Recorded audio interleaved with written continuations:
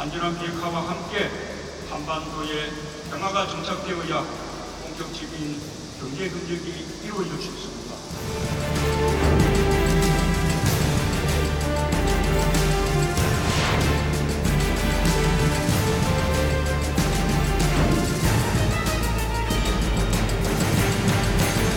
저는 재판은 재판대로 엄격하게 진행될 것이고 또 일은 일이다 그렇게 생각합니다.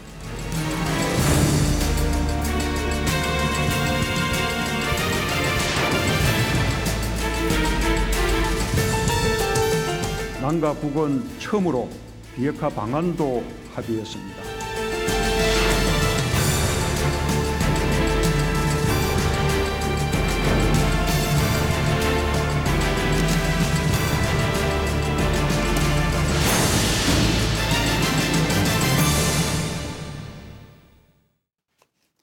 2000년 평양에서의 첫 번째 남북 정상의 만남은 화해와 교류의 시작을 알렸습니다. 그리고 2007년 역시 평양에서 열린 두 번째 남북 정상회담은 평화와 번영을 위한 실질적인 논의가 이뤄졌습니다. 평양에서 남북 정상이 만날 때마다 남북 관계는 새로운 전환점을 맞았습니다. 이번 세 번째 만남의 핵심 의제는 비핵화지만 경제적으로도 큰 의미를 갖습니다. 남북 경제교류 활성화에 본격적인 물꼬를 트는 계기가 될 수 있기 때문입니다. 이번 정상회담이 남북 간 경제협력에 실질적인 초석이 될지 지금부터 짚어보겠습니다.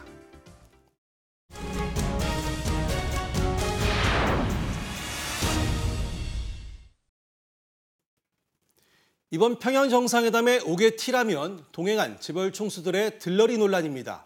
특히 국정농단 재판 중인 이재용 삼성 부회장이 그 중심에 섰는데요. 논란의 배경과 재벌 총수들의 평양에 갖는 의미부터 짚어보겠습니다. 자, 김영규 기자. 네. 먼저 평양에서 열린 남북 정상회담은 과거 고 김대중 노무현 대통령에 이어서 이번이 세 번째입니다.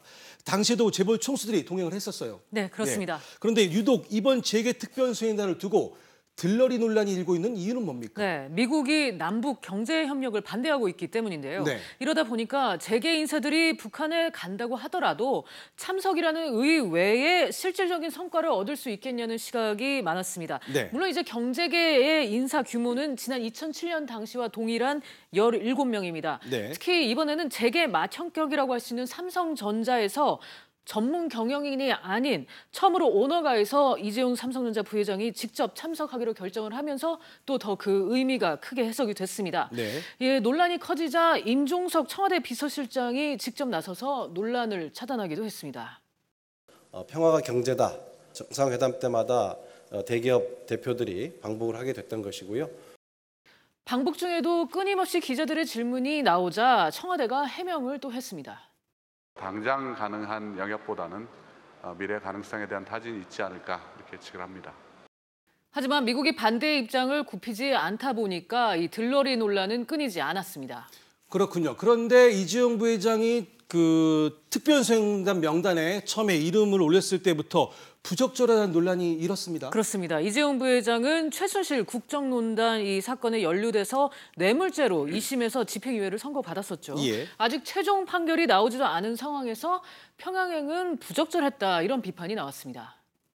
재판에 영향을 미칠 수도 있고 대통령이 특별 사면해 줄 거냐 이런 식의 이상한 의구심을 갖도록 만들거든요. 그렇기 때문에 적절하지 못하고 이런 지적에 대해서 청와대는 이번 방북 수행단에 이 부회장이 포함된 것과 재판은 별개의 문제라고 선을 그었습니다. 저는 재판은 재판대로 엄격하게 진행될 것이고 또 일은 일이다 그렇게 생각합니다. 이런 논란 속에서 이재용 부회장 방북을 북측이 먼저 요청했다는 보도가 나왔습니다. 자, 그러자 청와대가 부인을 하면서 또다시 논란이 일었죠. 그렇습니다. 일부 언론은 보도를 통해서 이재용 부회장의 방북이 북측이 요청해서 이뤄진 것이다. 이런 얘기가 나오자 지난 18일 정부가 부인을 하고 나섰는데요. 예. 방북단 결정은 어디까지나 우리 정부에서 결정했다는 것입니다. 윤영찬 수석 말 직접 들어보겠습니다. 경제인들의 방북과 관련해서 북측의 요청이 있었다라는 그런 보도를 제가 본 적이 있는데요. 사실은 전혀 아닙니다. 그런데 이렇게 얘기를 한 뒤 약 30분 뒤인 오후 3시 반쯤 북한 측에서 남한 정부 브리핑을 반박하는 뉘앙스의 말이 나온 거죠.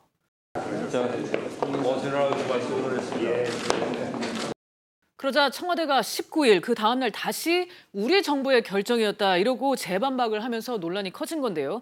이를 두고 북한 측이 무슨 의도를 한 건지 아니면 단순 실수에 의한 건지 이거는 명확하지는 않습니다. 사소한 오해일 수도 있고요. 예. 하지만 대북 제재가 풀리기 전이라서 이 남북 경협에 대한 이 곱지 않은 시선이 많은 상황이다 보니까 남북 약층이 불필요한 이런 논란을 키웠다 이런 지적이 나오고 있습니다. 누구의 말이 사실인지 모르겠습니다. 하지만 분명 한쪽의 말은 사실이 아닐 텐데요.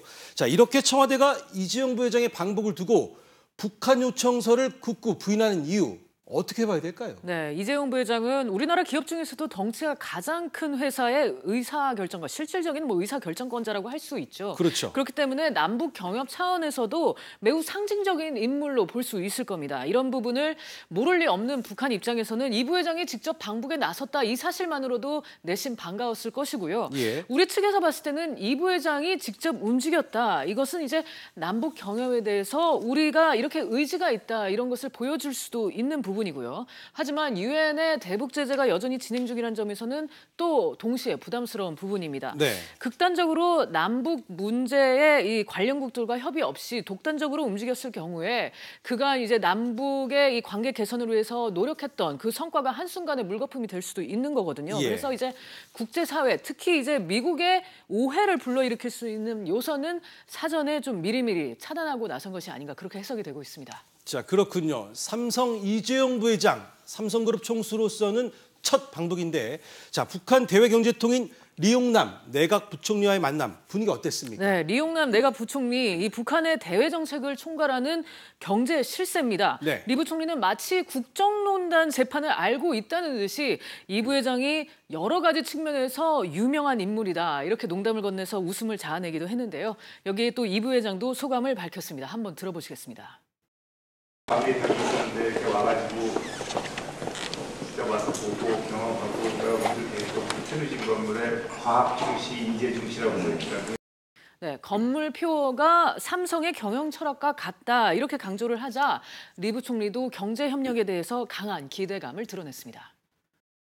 우리가 진짜 손을 잡고 지혜와 힘을 합쳐 나간다는 건 얼마든지 경제 협력 사업에서 큰 전진을 이루어갈 수 있다는.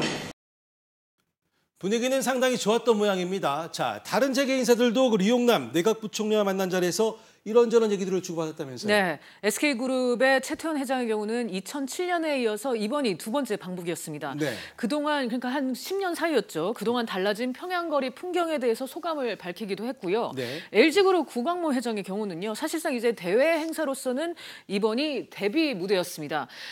이런 기회를 줘서 고맙다 이러면서 말을 아끼는 분위기였고요.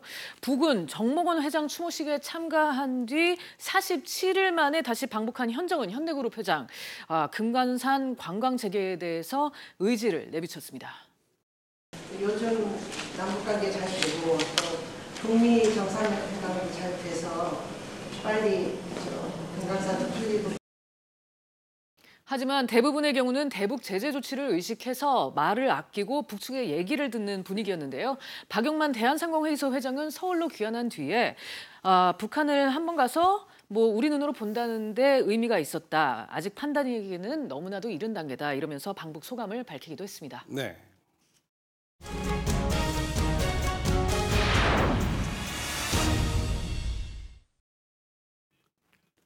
남북은 평양 공동선언에서 철도를 시작으로 경제특구 개발과 금강산 관광, 개성공단 정상화에 합의했습니다. 앞으로 남북 경협도 급물살을 탈 예정인데요. 관련 내용 먼저 화면으로 확인해 보겠습니다. 지난 4월 문재인 대통령과 김정은 북한 국무위원장은 남과 북의 철도와 도로를 연결하는 데 합의했습니다. 이 당시 한 약속은 이번 평양 정상회담에서도 보다 구체화됐습니다. 남과 북은 올해 안에 동서해선 철도와 도로 연결을 위한 착공식을 가질 것입니다. 철도와 도로 착공에 합의한 남북은 중단된 개성공단과 금강산 사업도 우선적으로 정상화하자는 데 뜻을 모았습니다. 다만 미국의 대북 제재를 감안한 듯 조건이 마련되는 데 따라라고 전제를 달았습니다. 지금 뭐 하는 부분은 어쨌든 경제 제재에 걸리지 않는 부분까지는 최대한 밀어붙이려는 것 같아요. 두 정상은 서해와 동해에 각각 경제특구와 관광특구를 만드는 것을 협의하자는 데도 뜻을 같이 했습니다. 서해 경제특구는 파주 등 경기 북부 지역이 거론되고 있으며 동해 관광특구는 강원도 고성부터 금강산 일대 조성이 검토되고 있습니다. 다만 유엔 안보리 결의를 통해 대북 투자와 합작 사업을 원칙적으로 금지하고 있다는 점에서 국제사회의 제재 조치 해제가 먼저 논의돼야 한다는 지적도 나옵니다. 보신 것처럼 남북 경협에 있어서 유엔 안전보장이사회의 대북 제재가 걸림돌입니다. 제재 조치가 풀려야 경협이 가능할 텐데요. 자, 이대종 기자. 네. 제일 먼저 착수하는 것이 도로와 철도 부분인데 대북 제재가 안 풀려도 가능한 겁니까? 일단 이번 이 남북 합의문을 한번 보시게 되면 이 철도 및 도로 연결을 위한 착공식을 갖기로 했다. 이렇게만 명시가 돼 있습니다. 그러니까 각자 영토에서 어떻게 보면 이 공사를 시작하겠다는 것이 이거를 연결하겠다 이런 의미는 아니거든요. 그래서 뭐 기존에 뭐 남한과 북한 쪽에 있던 철도 시설 관련 시설을 개보수한다, 정비한다 이렇게만 볼 수도 있기 때문에 어떻게 보면 좀 대북 제재와는 무방하다 이렇게 보셔도 상관이 없습니다. 그래서 이미 이 남한 정부는 지난 4월 합의 이후에 내년 예산으로 2,951억 원의 예산을 이미 편성해 놓은 그런 상태입니다. 이번 방북 때 김현미 국토부 장관과 오영식 코레일 사장과 함께 방북한 것도 결국 이런 부분을 염두에 뒀던 것으로 풀이됩니다. 그럼 철도와 도로 그 예상되는 구간은 어딘지와 건설 관련해서 남북 경협에 뛰어든 기업 어딘지 궁금합니다. 뭐 일단 올해 만약에 공사가 시작이 된다면 가장 가능성이 높은 구간은 이 동해선 철도 남측 구간 중 유일하게 끊어져 있던 강릉에서 제진까지의 104.6km 구간과 경의선 고속도로 남측 구간인 문산에서 개성까지 11.8km 구간입니다. 우선 이 남북 간 철도 연결 사업은 현대차 그룹 계열사인 현대 로템이 뛰어들 것으로 예상이 되고 있고요. 도로 확장 연결 공사는 현대건설 등이 나설 것으로 보입니다. 무엇보다 이 가장 큰 수혜를 볼 것으로 예상되는 기업은 현대아산입니다. 현대아산은 20년 전에 5,300억 원을 북한에게 쥐어준 뒤에 북한 내 독점 사업권을 갖고 있기 때문입니다. 이 독점 사업권이 어디에 영역이 있냐면 전력과 통신 그리고 철도, 금강산 수자원 등 7대 사회 간접자본 개발 사업권을 모두 갖고 있습니다. 이 사업권이 오는 2030년까지 독점으로 현대아산이 보유하고 있습니다. 자, 철도 이역 금강산 관광과 개성공단도 정상화하기로 합의를 했습니다. 그동안 남북 경협의 출발점이자 상징인 두 곳은 남북 관계가 냉전과 화해를 반복할 때마다 부침을 겪어왔습니다. 본격적인 얘기에 앞서서 지난 날을 한번 돌아보겠습니다.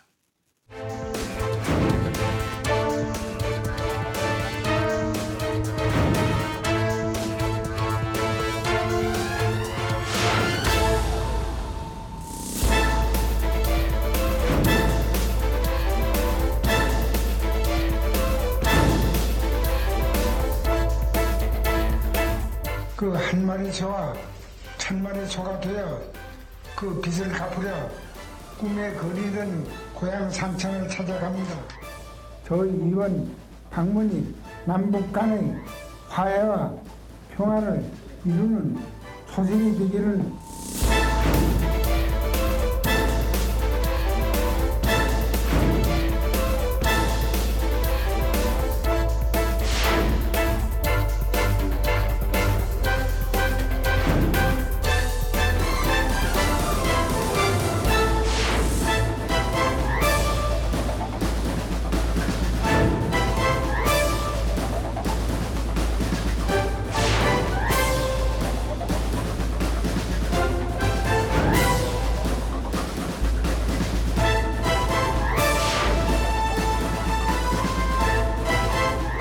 환경이 조성되는 대로 개성공단과 금강산 관광 사업의 정상화도 이루어질 것입니다.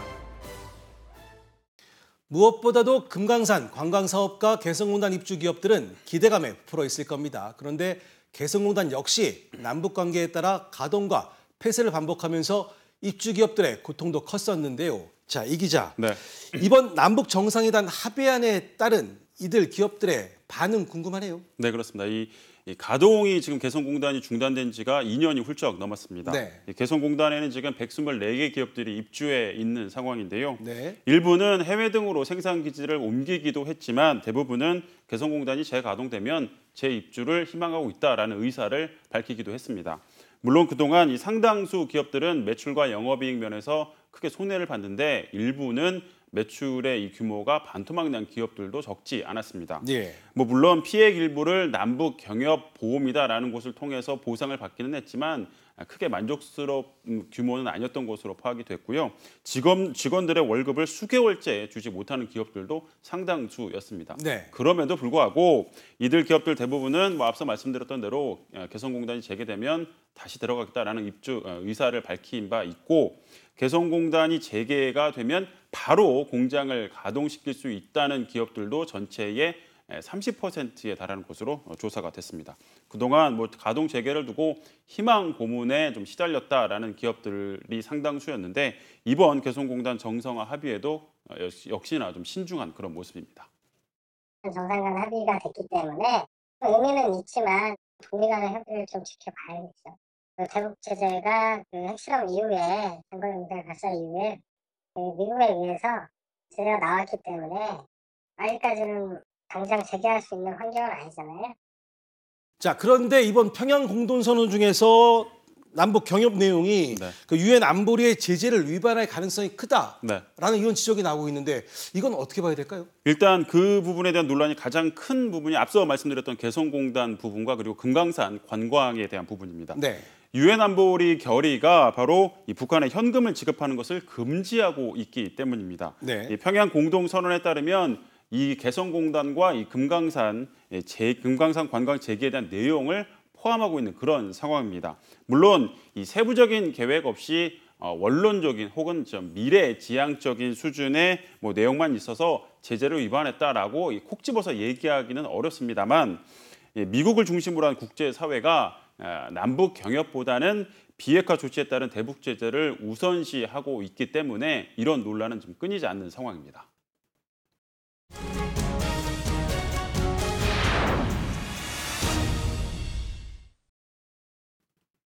결국 남북 경협의 최대 변수는 대북 제재입니다. 기대가 큰 만큼 대북 제재가 언제 어느 정도나 풀릴지도 관건인데요.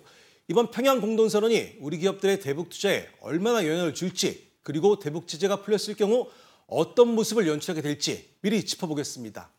이번 정상회담으로 남북 화해 무드는 고조되고 있습니다. 자, 김현규 기자. 네. 결국 유엔 총회에서 어떤 대북 제재 조치를 취할지에 관심이 모아지고 있는데 어떻게 전망되고 있습니까? 네, 이번 평양 회담으로 인해서 남북 관계의 개선 그리고 비핵화로 향하는 과정에 있어서 상당한 진전이 있었다는 것은 부인할 수 없어 보입니다. 예. 하지만 대북 제재 완화에는 상당한 시간이 걸릴 것이라는 것이 지배적인 시각입니다.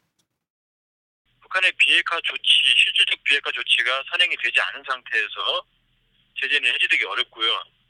이미 6.12 센토사 섬 회담 이후에 트럼프 대통령이 언제 제재가 해제되냐 그랬더니 불가역적인 비핵화가 진행됐을 때 그것은 수치로 20% 정도가 진행됐을 때 이렇게 말을 했거든요.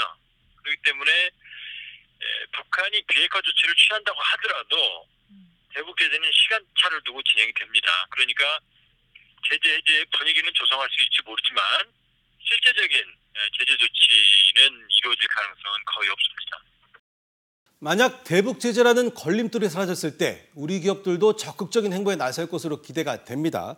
자, 특히 북측에서 먼저 이재용 부회장을 오라고 했다는 걸 미뤄볼 때 국내 대기업들의 적극적인 투자를 바라고 있지 않나 싶은 이런 생각도 듭니다. 네, 이번에 대기업 총수들과의 만남을 통해서 우리 대기업을 상대로 이 투자의 안정성에 대해서 좀 어필하고 상호 교감을 이뤄나가는 것이 북한의 최대 목표였을 것으로 보이는데요. 네. 그동안 이제 남북경협이 개성공단을 중심으로 중견, 중소기업과의 경제 교류가 줄을 이뤘다면 이번에는 북한 당국이 우리나라 대기업이 본격적으로 북한에 투자해서 진출해주기를 기대하지 않았나 추정해 볼 수 있을 것 같습니다. 그렇군요. 사실 김정은 위원장은 과학기술 강국이 돼서 단박도약을 하겠다는 의지를 보여왔습니다. 단박도약은 우리말로 하면 바로 뛰어오른다. 급성장의 의미인데요.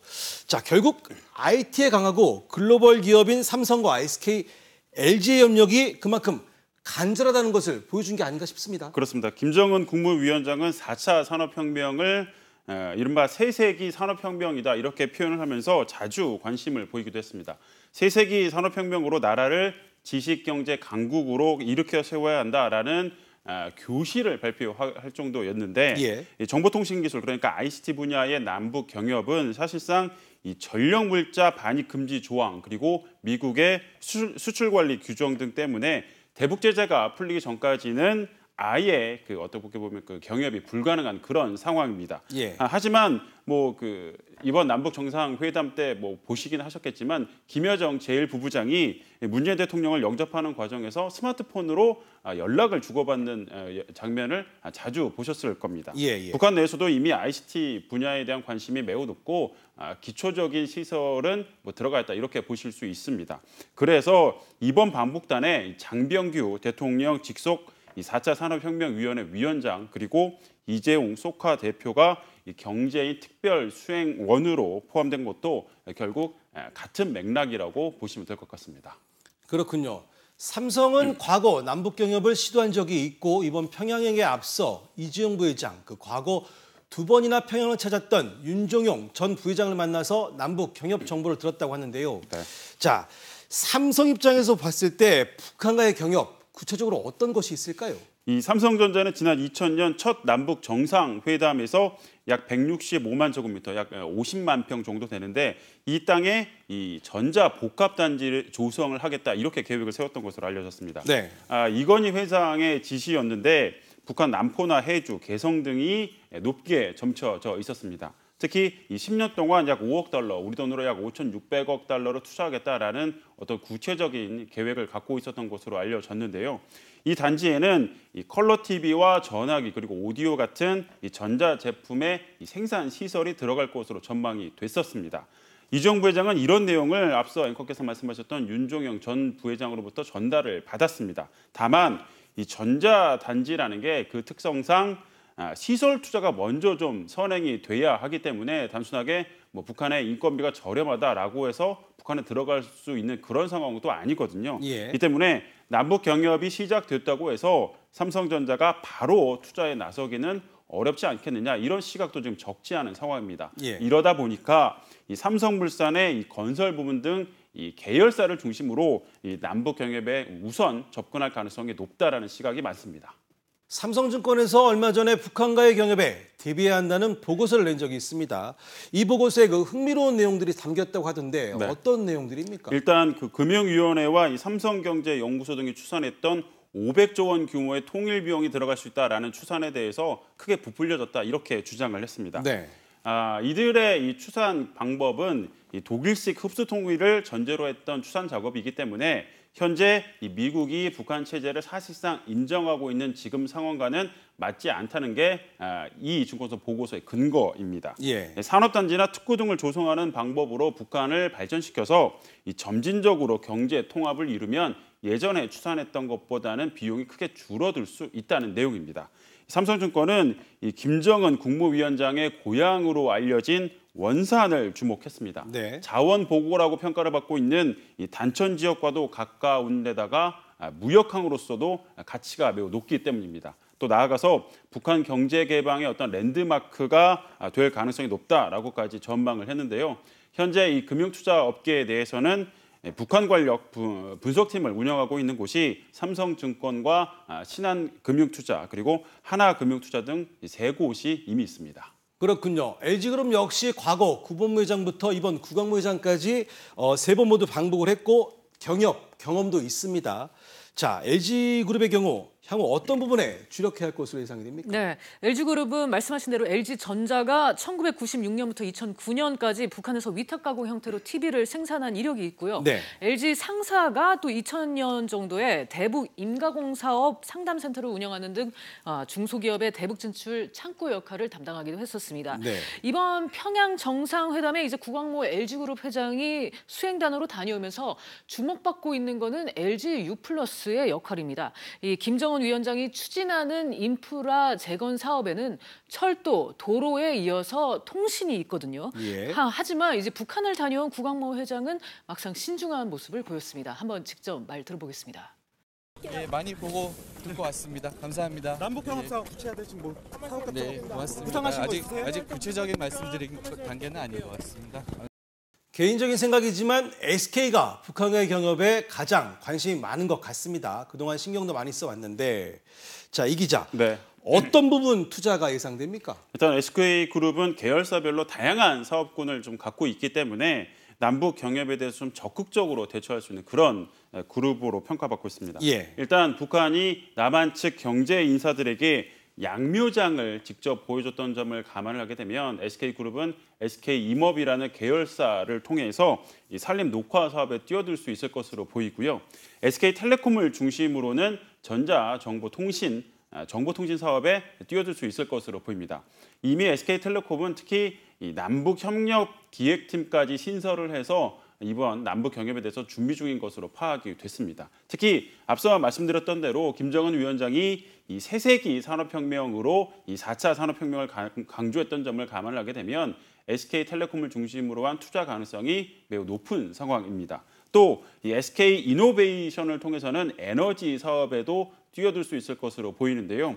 가장 가능성이 높은 사업은 북한을 경유하는 이 파이프라인을 통해서 러시아산 원유를 수입해오는 그런 사업입니다. 그 안에선 상당히 많은 기회도 있을 수 있고 또 어찌 보면 하나도 없는 백지라고 생각할 수 있는데요. 거기다 이제 어떤 그림을 어떻게 우리가 그릴 수 있는지. 자, 이렇게 기업들의 투자가 이루어지면 네. 기대되는 경제 효과 어느 정도나 되는지 궁금합니다. 문재인 대통령이 지난달 8.15 경축사에서도 좀 밝혔던 내용이기도 한데 이 남북 경협 효과는 30년간 이 남과 북을 합쳐서 약 419조 원에 이르는 것으로 전망이 되고 있습니다. 네. 남한에는 약 170조 원, 북한에는 약 249조 원의 효과가 있을 것으로 평가가 됐는데요. 구체적으로는 개성공단이 159조 2천억 원, 금강산 관광이 4조 1,200억 원, 단천지역 지하자원 개발 사업이 4조 8천억 원, 그리고 가장 빠른 시일 내에 이루어질 것으로 보이는 남북 철도 및 도로 연결이 1조 6천억 원의 효과를 낼 것으로 추산되고 있습니다. 20년 전 고 정주영 현대그룹 회장이 1,001마리의 소떼를 몰고 방북했습니다. 세계 최초의 민간 황소에게로 평가됐던 당시 방북은 새로운 남북관계의 예고이면서 소고름으로 시작된 첫 남북 경협이었습니다. 올해만 벌써 세 번째인 남북 정상의 만남에 그동안 중단됐던 남북 경협의 기대감이 그 어느 때보다 높습니다. 우리 기업인을 누가 초청했냐는 사실 중요하지 않습니다. 앞으로 남북 경협에 있어서 어떤 역할을 하고 어떤 결과를 낼지에 주목해야 합니다. 당장 가능한 영역은 제한적이겠지만 우리 기업과 경제의 경쟁력을 높이는 기회로 만들어야 합니다.